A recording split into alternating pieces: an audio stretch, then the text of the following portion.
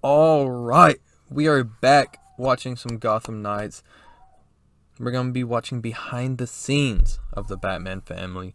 So we're going to look at each Knight's in depth. Cannot wait. Let's see what this has. The hype created for this game is just amazing, honestly. I cannot wait for it, and it still comes out a little over a week, so I'm just really waiting. I hope for a successful launch and everything. Let's get into the video. There is no Gotham Knights without Batman family. The fans trust us to be true to the universe. They also want to be surprised.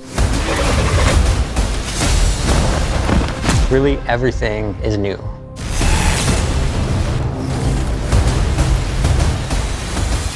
Batman family means different things to different people. We have chosen to explore the theme of found family within the context of Batman family. There's been a big fracture in the Batman family. They're at odds with each other, they're fighting, they're not a cohesive group. They've never had the chance. I really like the take they are coming in with for the Batman family. Now, of course, you have different aspects, you have different storylines, you have different... In the comics, there's different stuff that happens, of course. And, you know, different comics show different things, different storylines for the Batman family when they're together and everything. So Gotham Knights isn't necessarily following any specific comic run. They're making their own thing. And some people critique that, but do you want a predictable video game? Do you want a predictable storyline? No. So the way I look at it is this is someone else's take, someone else's comic book storyline. That's how I take it with this and other superhero games, because just like the movies, let's use Marvel for example, they based off of comic book runs, yes, but they put their own twist on it so you don't see things coming. They're making their own storyline run. I don't see why people are hating on that. Comics do it all the time. Different people have different takes on each character. You can have the same character, but like different ways they act between comic book runs. So that's the way I see it, is they're making their own comic book run with this video game, and people do it with movies. So I think people need to stop complaining about it. To work together, because they've all been working fairly independent with the exception of Robin. As you progress through the entire game, you're going to see this gradually change. Move. I'm gonna solve this case my way. I think each Knight embodies some of those traits just at different times. Nightwing can have the attitude sometimes, maybe Batgirl the other times, and even the tough guy, Red Hood. You know, he can be the more passionate one at times. But the one thing they all share is that drive to become the next Knight.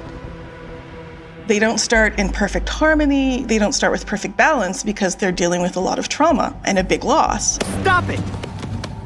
You wanted us to work this together.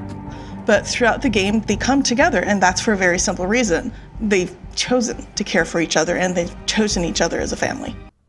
I like that as well. The way that they're putting emotion into the game, into the storyline, making you feel it, everyone dealing with the trauma in their own way. I really think that brings people more closely to humans instead of a comic book character, and I love that. The MCU does it amazingly. Marvel does it. They use real life cities. They use like real examples of ways people in real life deal with struggles. You know, Wanda Maximoff, Scarlet Witch, the way that she deals with loss, you can see that in WandaVision and the new Doctor Strange, Multiverse of Madness. You can see people with actual problems like Moon Knight, dissociative identity disorder. You can see Peter Parker struggling financially, struggling as a teen would, making careless decisions as a teen would. So for DC to be doing this with the Gotham Knights storyline run on this video game, I love to see. I love people being able to feel the same way as a knight. They may deal with trauma the same way as one of these knights do, and they love being represented. So I think that's brilliant, the way that they're doing this for the storyline. Now you're talking. We have character arcs for That too, sorry.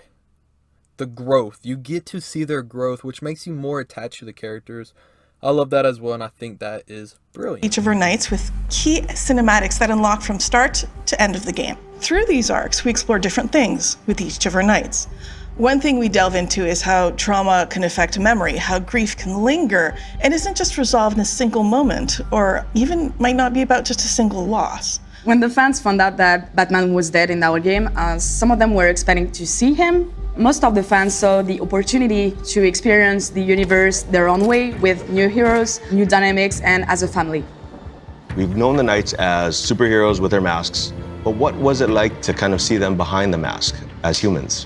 When we look at the way each knight was designed, we took a cue from our comic book roots. We did some pretty classic shape language design. For example, Red Hood, blocky, square, tank-like. Batgirl is more symmetrical and balanced. Robin, lower, lighter, stealthy. And Nightwing, agile, angular, sharp. By having that kind of shape language, it not only helps us develop the way the characters look, but it also goes on to support how the characters move in animation. The team put a lot of effort in making every character really special, with emotional ways. See, that is really important in a game like this with 4 different playable characters, all having the same root and same motivation. You have to find ways to make each character play different. And so far, seeing the demos, seeing everything, seeing how they react to the trauma, seeing how they develop, from what we've seen at least. Of course, there's more story to know how they develop. But each character definitely feels different as ways to attach to them and how they handle stuff in a human way.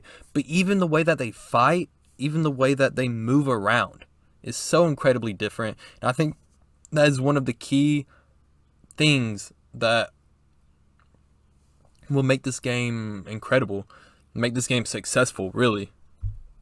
So high praise for that. To react to situations, every character has its own path.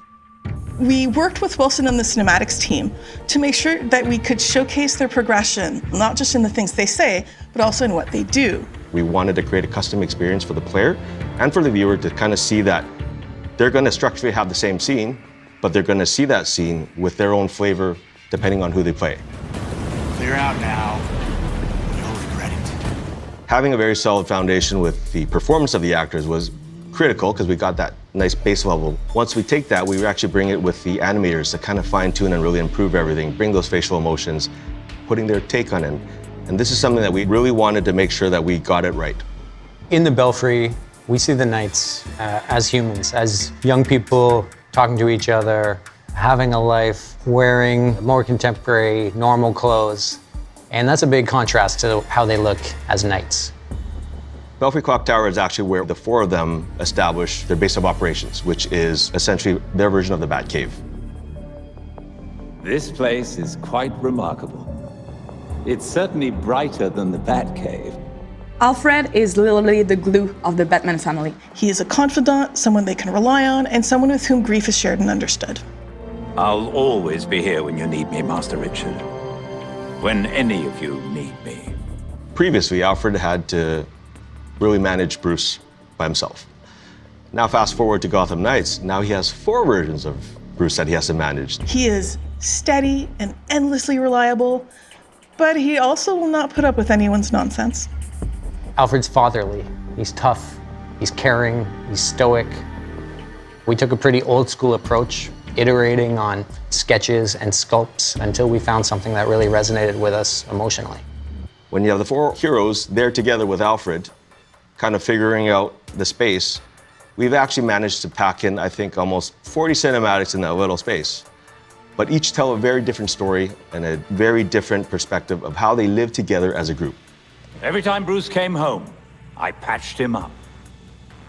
Just as I now do for you. It was important that our players would be able to relate to these characters on a very basic human level, and that's what we wanted to showcase with our Belfry moments. Not just in the cinematics that happen there, but also in the environment, in the ambient conversations, even in the props you find through the Belfry. There has been so much love put by our entire team in this game. Now, having a mediator like Alfred, absolutely love. I think that drives the story, and I feel like Alfred's going to have a huge part in Gotham Knights in the storyline. When all the characters are arguing, you need that one middle ground person, the one person who keeps motivating.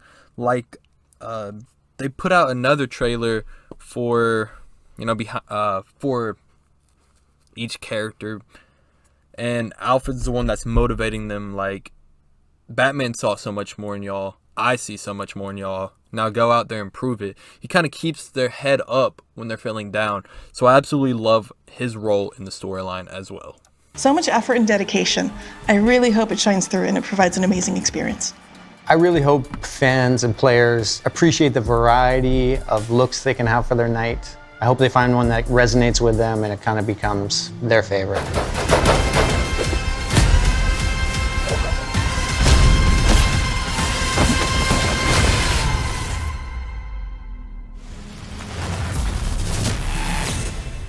Pre-order now and get the 233 custom Batcycle skin. All right, so I really think that they poured their all into this game, and much respect to them for doing that. I'm incredibly hype going through watching these Gotham Knights videos. I can't wait for the 21st.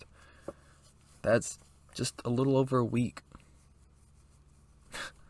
I don't know. It's mind-blowing. I love video games. I love comic book storylines. Putting those two together where you actually play through what feels like a movie, that to me is the best thing. That's how I became such a fan of Marvel early on, is the X-Men Legends video games and Marvel Ultimate Alliance, stuff like that. It made me really learn the characters, learn their backgrounds, and I prefer that over a movie, over TV shows, because I have a lot more fun. I'm a lot more interested.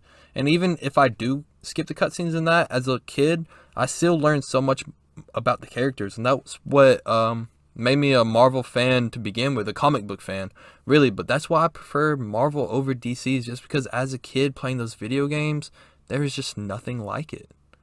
I loved every second of it, playing with friends, that couch co-op, and even this having co-op. I cannot wait. So I will be getting this game and playing through it.